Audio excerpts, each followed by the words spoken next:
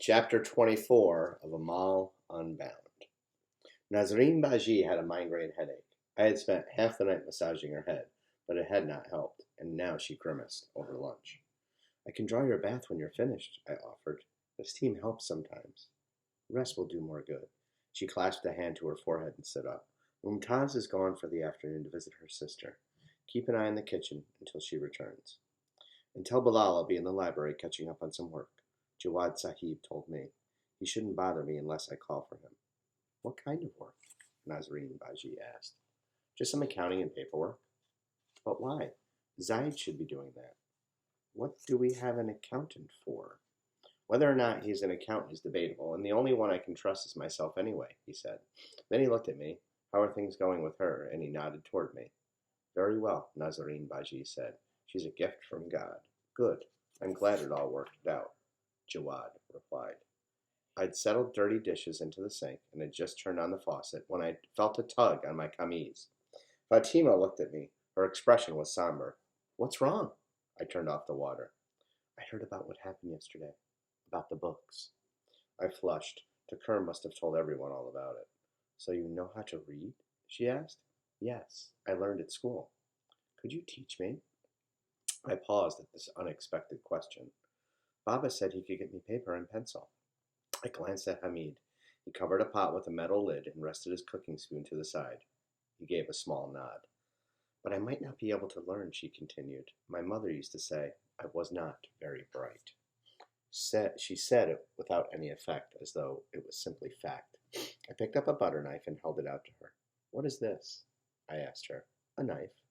What kind of shape does it have? It's long. It's straight. That's the first letter in the alphabet. Alif. Alif, she said slowly. See, I said, you're learning to read already. I can teach you whatever we have time. It's not so hard. I promise. Her eyes widened. She took the butter knife from me and rushed off to show the cook. I finished the dishes and wandered out onto the veranda. With Jawad Sahib back, it was empty. Fatima's words kept coming back to me. Why would any mother say something so cruel? Something moved in the distance, and I squinted. It was a cat, orange and white. I walked over to where it was stretched out under the sun. Peaceful out here, isn't it? Nabila stepped outside and joined me in the garden, bordering our veranda. She set down a metal bowl filled with milk on the grass. The cat walked over to Nabila, brushed herself against her, and purred. She's a stray. Nabila petted the cat. She wandered over my first week here. Been giving her milk ever since. I named her Shotu. She's pretty, I said tentatively. She is, Nabila said. When I first came here, I sat by those flowers any chance I got. She pointed to a flush of purple in the distance. I don't know their names, but they grew next to my parents' house. I would look at them. I would really fixate on them for a little while. I could pretend I was back at home. When did you come here? I asked her.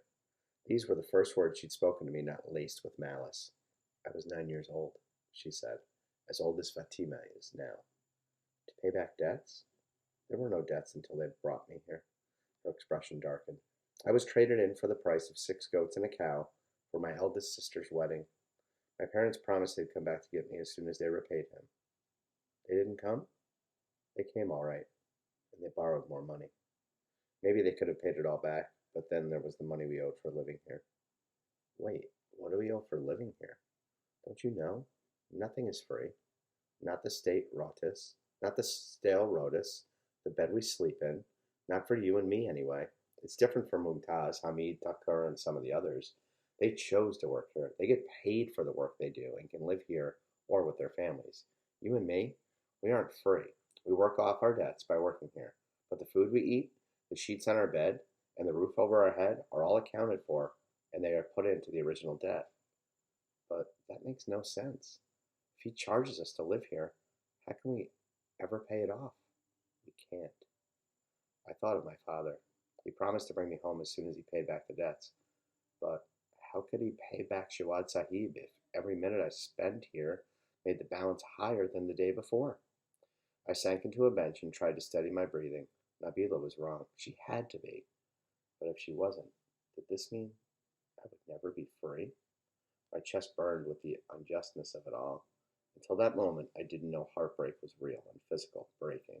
I It's easier with time, she said. Look at me. Look at Fatima. Fatima has her father, I said. Hamid is not her father. What? I looked at her. What happened to her? Why is she here? The youngest of 7 girls is what happened to her, Nabila said. Dumped her here when she was 6 years old. Still remember the day, Nabila said. She curled up in a corner of the servants' quarters. I think Hamid must have looked at her like a father, because I think Hamid must have looked like her father, because out of all of us, she went running straight into his arms and clutched him tight. Called him Baba. Never saw him crack any real emotion until then. He's watched over her like she's his own since then. It wasn't fair, I wanted to say. But didn't my father always say life wasn't fair? Now I understood just how right he was.